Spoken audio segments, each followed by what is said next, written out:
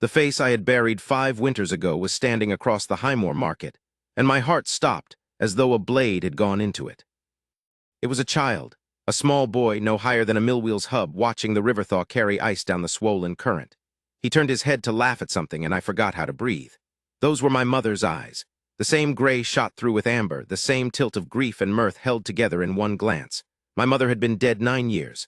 No living soul carried that look but her blood, and I had fathered no child that walked this earth. Or so I had believed every night for 5 long years. I moved before I decided to. The crowd of the spring fair parted around me, traders and their baskets, the smell of river mud and new bread, and I did not see any of it. I saw only the boy and the woman who now stepped to his side and set her hand upon his shoulder. I knew that hand. I had held it under a marijoke. I had felt it curled against my chest in the dark of our first winter when the whole world had been only the two of us and the promise we made. Elwyn, my wife, my fated one, whom the raiders had taken from me the night they burned our old holdfast and scattered our pack like ash on wind. I had searched the ruin for her body and found none. I had let the pack tell me the river had carried her away, because a body claimed by the river is easier to mourn than a life you failed to guard. I had built my hold at Stonecrest over that failure and called it duty. She was alive. She was here buying thread at a Highmore stall, and she did not yet know I was in the world. My wolf rose in me so suddenly I had to plant my boots against the cobbles. It did not snarl, it keened. Recognition tore through me like an old wound reopening and closing again in the same breath, the grief and the mending happening at once, so that I did not know whether I was being broken or made whole. Perhaps both. Perhaps that is what a true mate is, the one hurt that heals as it strikes. I made myself slow. She had learned to flinch. I could see it in how she kept the boy tucked against her skirts, in how her eyes swept the crowd for threat before they swept it for friends. 5 years of raising him alone had taught her caution, and I would not undo her hard-won safety by charging at her like the very raiders who had made her afraid. She had suffered enough of men who took without asking. She would have from me only what she chose to give. So I crossed the square slowly, and I stopped a respectful pace away, and I said her name as though it were a prayer I had given up saying. Elwyn. She went still. The thread slipped from her fingers. When she turned, her face was white as thaw water, and I watched her look at me the way a woman looks at a ghost she has argued with for years. No, she whispered. You fell at the ford, they told me. They told me you were dead. They told me the same of you. My voice would not hold steady, and I let it shake, because she deserved to see what the words cost me. I mourned you every night, Elwyn. I built a hold of cold stone, and I named a room in it for a wife I thought was bones under the river. The boy pressed against her leg and stared up at me with my mother's eyes, wary, brave, ready to defend his mother from the tall stranger. And something in me went down on its knees, though my body still stood. This is your son, she said. It was not a question. She had seen my face change. Cale, he is 5 years old this thaw. 5 years. He had been born after the raid then, gotten in that last winter of our happiness, carried and birthed and raised through hunger and fear by a weaver alone in a river town, with no pack, no gate, no alpha to stand between him and the dark. She had done what I had not. She had kept our blood alive, and she had done it with her own 2 hands at a loom by candlelight in a town that owed her nothing and gave her less. Whatever a crown was worth, it was worth less than that. Whatever a war had cost me, it had cost her more, and she had paid it without a single soul to lean upon. I knelt then slowly so that I was no taller than the child, so that he could look at me as an equal and not as a thing that loomed. Hello, Cale, I said. He studied me with a gravity far older than 5 years. Then, without knowing why, he lifted his small hand toward me, and his sleeve fell back from his wrist.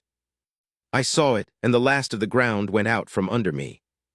There on the inside of his wrist was the mark, my mark, the mate sign of my line, the running wolf beneath the crescent that appears only on the skin of those bound to the blood of Stonecrest. It had bloomed on Elwyn's shoulder the night we were wed. I had never told her it could pass to a child, because I had never dreamed I would live to see it.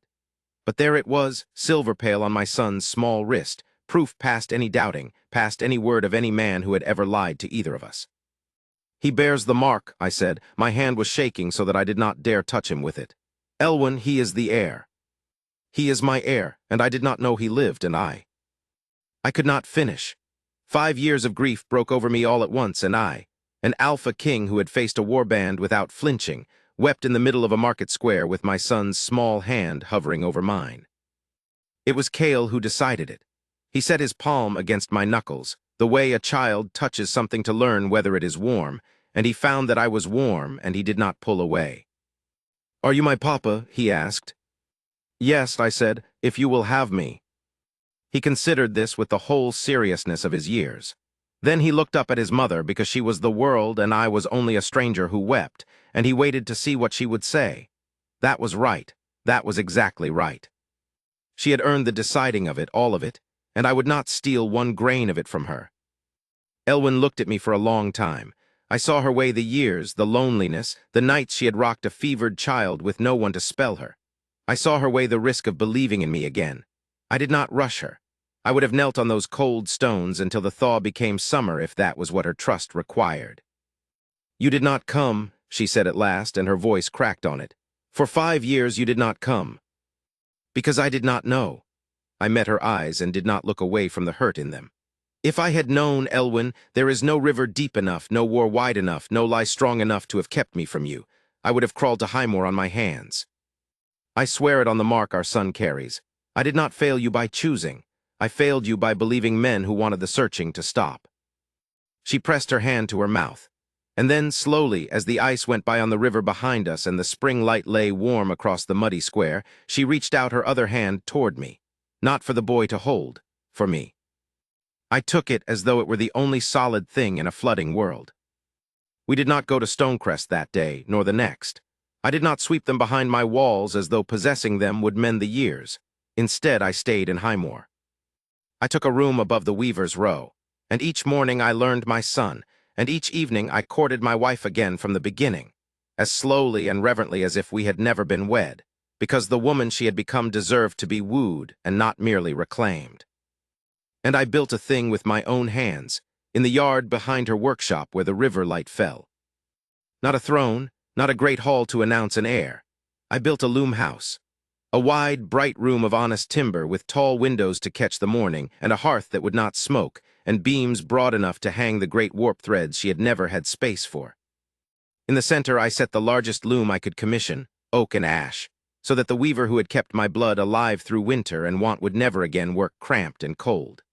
And beside it, low to the floor, I carved a small bench, and on that bench I set a little wooden wolf I whittled myself through 3 evenings, running beneath a crescent, so that my son would grow up knowing his mark not as a wound, but as a welcome.